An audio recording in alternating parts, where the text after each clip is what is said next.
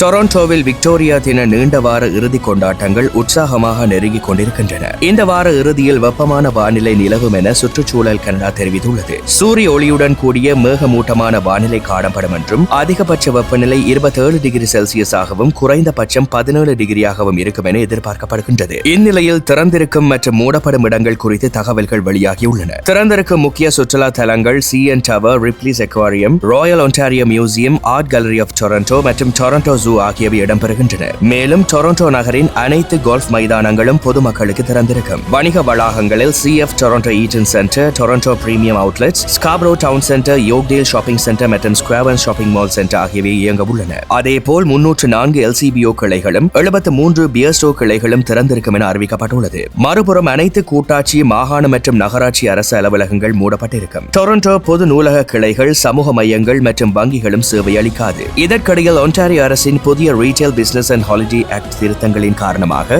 Family டே மற்றும் Victoria டே போன்ற விடுமுறை நாட்களிலும் மால்கள் மற்றும் கடைகள் திறந்திருக்கும் அனுமதி வழங்கப்பட்டுள்ளது. விக்டோரியா தின பட்டாசு காட்சிகளை காண விரும்புவோருக்காக டொரண்டோ நகரம் ஆஷ் பிரிட்ஜ் பே பகுதியில் இரவு 10 மணிக்கு பிரம்மாண்ட பட்டாசு நிகழ்ச்சியை நடத்துகிறது. பெரும் மக்கள் திரள் எதிர்பார்க்கப்படுவதால் தனிப்பட்ட வாகனங்களை பயன்படுத்தாமல் பொது போக்குவரத்தை பயன்படுத்துமாறு நகராட்சி அறிவுறுத்தியுள்ளது. மேலும் தனிப்பட்ட வீடுகளில் பட்டாசு வெடிக்க விரும்பும் குடியிருப்பாளர்கள் விக்டோரியா டே தினத்தில் இரவு 10 மணி வரை தங்கள் சொந்த இடங்களில் பட்டாசுகளை பயன்படுத்த அனுமதிக்கப்படுகின்றார்கள். போக்குவரத்து தொடர்பான முக்கிய அறிவிப்பாக TTC மற்றும் மெட்ரோலிங்க்ஸ் இணைந்து வெளியிட்ட தகவலின்படி லைன் 6 பிஞ்ச் வெஸ்ட் ரயில் சேவை முழு நீண்ட வார இறுதியில் மூடப்பட்டிருக்கும். இந்த மூடல் வெள்ளிக்கிழமை அதிகாலை 2:30 மணி முதல் செவ்வாய்க்கிழமை அதிகாலை 4 மணி வரை அமலில் இருக்கும். இதற்கு பதிலாக பிஞ்ச் அவென்யூ வெஸ்ட் வழியாக மாற்று ஷட்டில் பேருந்துகள் இயக்கப்படும். 2026 FIFA உலகக்கோப்பை போட்டிகளை முன்னிட்டு அதிகரிக்கும் பயணிகள் எண்ணிக்கைக்கான தயாரிப்பாக இந்த பராமரிப்பு மற்றும் மேம்பாட்டு பணிகள் மேற்கொள்ளப்படுவதாக மெட்ரோலிங்க்ஸ் அதிகாரிகள் தெரிவித்துள்ளமை குறிப்பிடத்தக்கது.